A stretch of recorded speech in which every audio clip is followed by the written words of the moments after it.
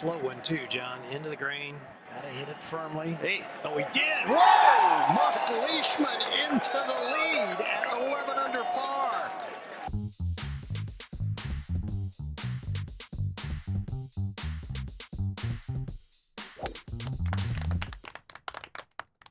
Welcome to Teeing Off. I'm Marc McCullough. That was a fun weekend, eh?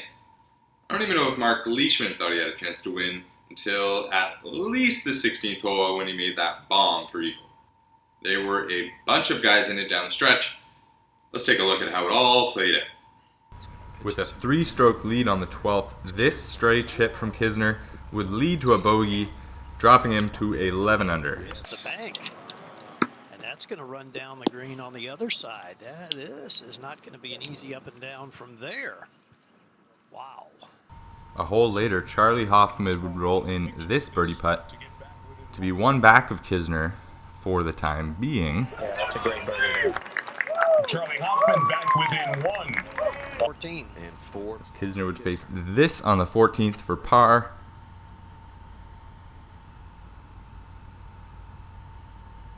As that slid by on the high side, the two were tied at 10 under. Now just one back of the leaders, Rory McIlroy faced this delicate chip for his third shot on the par 5 16th. Too bad. Well, this is the area of his game, Dan, that remember he mentioned when he came back in Mexico that he worked hard on because it was the only area of his game he could work on when he was injured. Play a little low bumper. Oh, look at this. Watch out this. Oh, man, how does that not go in? Wow. Phil would be proud of that birdie. But then, from out of nowhere, Marc Leishman made his move. John, into the green. Gotta hit it firmly. Hey. Oh, he did. Whoa! Marc Leishman into the lead at 11 under par. Wow. And now it was Kisner's turn to take advantage of the par 5. And did the unthinkable. He would manage to get that up and down to save par, but would be one back of Leishman. Ahead on the 17th, Leishman faced this tough up and down from the greenside bunker. Didn't get enough of it. Just didn't quite get enough. He would make that for par, forcing Rory's hand at the 18th. See if it's a good one or not. Did he get it all?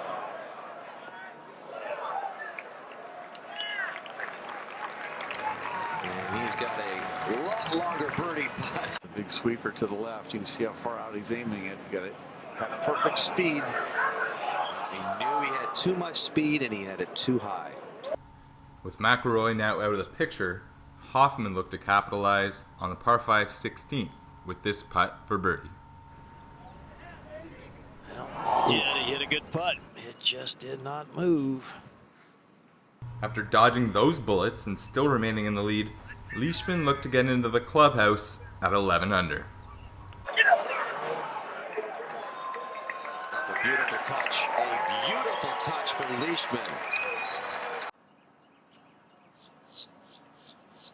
And what an up and down that was. And Leishman knows how important it was. It could be the winning stroke right there unless Kisner is able to birdie. So the only man left that could catch Leishman was Kevin Kisner, needing to make this bunker shot on 18 to force a playoff.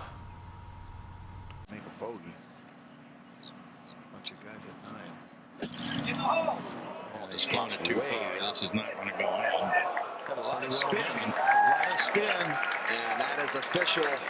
Leishman wins the Arnold Palmer Invitational.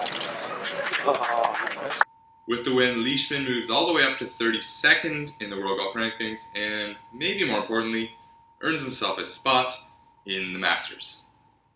Now, there were a couple of other notable moments this week at Bay Hill, starting on Wednesday when Arnold's grandson, Sam Saunders, begun the ceremonial tee-off salute to the king. Other memories of Mr. Palmer were strewn throughout the course and the driving range throughout the week. Memories of arguably the most popular golfer and the biggest gentleman to ever play the game, Mr. Palmer. Now, on a lighter note, check out these opposite reactions from Cody Gribble and Smylie Kaufmann. Gribble sees a gator.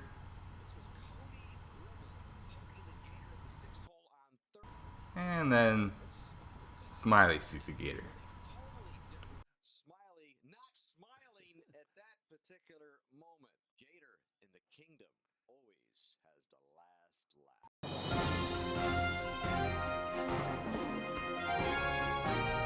Prior to the Arnold Palmer Invitational, Rory McIlroy made his thoughts on another iconic course, Muirfield, pretty clear. After it was announced last Tuesday that Muirfield had finally revoked a rule that prohibited women from being allowed to be members, Rory spoke up. In his eyes, and rightfully so, the decision was long overdue. In this day and age, where you've got women that are like the leaders of certain industries and women that are heads of state and not able to join a golf course, I mean, it's obscene. Like, it's ridiculous. Now, just minutes after that decision came down from Muirfield, the RNA announced that Muirfield would be back in the Open Championship course rotation, yet another thing that Rory took offense to, yet again, rightfully so. Every time I go to Muirfield now, I won't have a great taste in my mouth. I mean, I just don't get it. I don't get it. So anyway, look, we'll go back there for the Open Championship at some point, and I won't be having many cups of tea with the members afterwards. As you saw in the highlight pack earlier, Rory would go on to contend last weekend, finishing 4th due to a bogey on the 72nd hole. However, that was good enough to move him up to 2nd in the official World Golf rankings, right behind Dustin Johnson. Jordan Spieth made a few interesting comments in the media recently as well, his on the topic of the upcoming Masters. And we all saw last year how his event played out. However, keep in mind that in 3 appearances, his worst finish is 2nd place, a struggle that I'm sure almost everyone else on tour would be willing to put up. No matter what happens at this year's Masters, whether I can grab the jacket, or I miss the cut, or I finish 30th, it will be nice having the Masters go by. The Masters lives on for a year. It brings a non-golf audience into golf, and it will be nice once this year's finished, from my point of view, to be brutally honest with you. Now, one more note on the Masters. Although he is yet to qualify, Grayson Murray is doing everything he can to make sure this year's Masters is a memorable one. Maybe. The PGA Tour rookie took to Twitter on Monday to ask model Lindsay Pellas if she would be interested in caddying for him in the par 3 tournament at Augusta. And she said yes. The only problem, small problem, is that Murray's only chance to qualify for the Masters is next week in the Houston Open, and to do so, he will have to win. Good luck.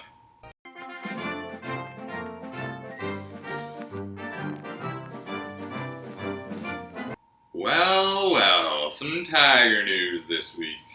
Things first started mid last week when reports begun to surface that Tiger would not be ready for the Masters. Not exactly earth-shattering news, but news nonetheless. Per that report, According to multiple sources, Woods has not been able to play or practice since withdrawing from Dubai last month because of back spasms.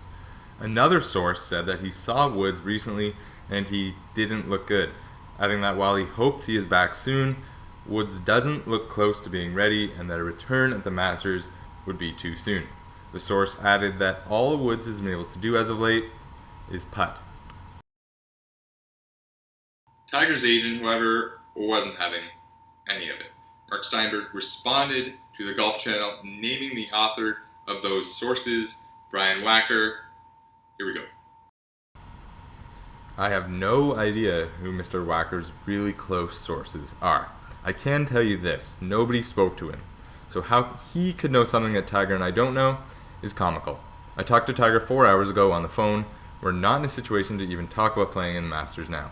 He's gotten treatments and is progressing and hoping he can do it. There's not been a decision one way or the other. I couldn't give you a fair assessment, but to say it's doubtful is an absolutely inaccurate statement. On Monday, Tiger spoke for himself, saying the following on his chances. God, I hope so. I'm trying. I'm trying everything I can do to get back and play. I love that event. It's meant so much to me in my life. It was the first major I ever played back in '95. It has so much history and meaning to me. I'd love to get back. I need to get back physically. The mind is sharp. I need to get the body willing to do it. Now, who did Tiger say that to? Well, Michael Strahan and whoever was watching Good Morning America. Tiger, as we know, is not one to be in the public eye as of late, but he's doing a bit of media rounds to promote his new book, The 1997 Masters, My Story. He says it was one of those weeks where he just had to tell himself not to screw it up. I think it's safe to say he did a good job of that. And one final note on Tiger, although his status for the Masters is still up in the air, he did confirm he will be at the annual Champions Dinner at Augusta.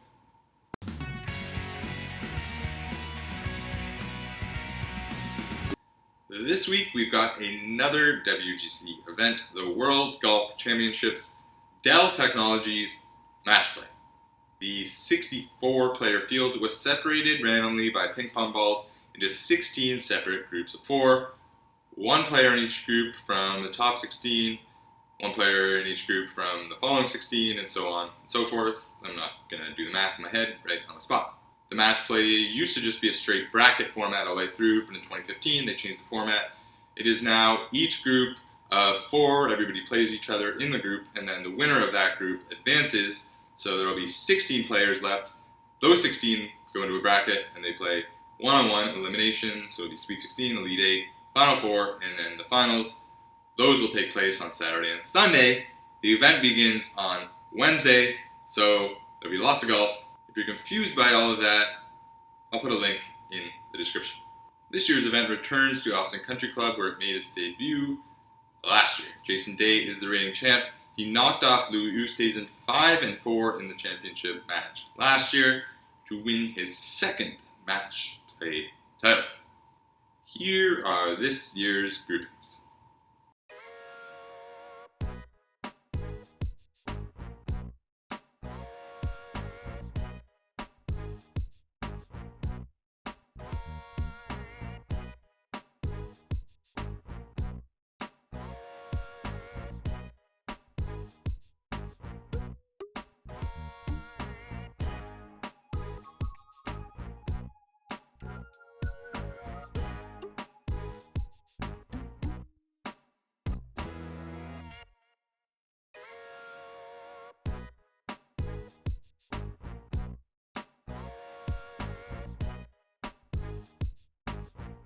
There's no DraftKings event for this because of the format.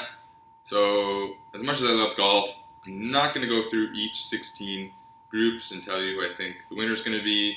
Judging by my March Madness bracket, that's just not a good idea. Okay, that is another episode of Teeing Off. Thank you for watching. Enjoy golf's version of March Madness. The match play should be a good one. I'm RJ McCullough, and I will see you next week.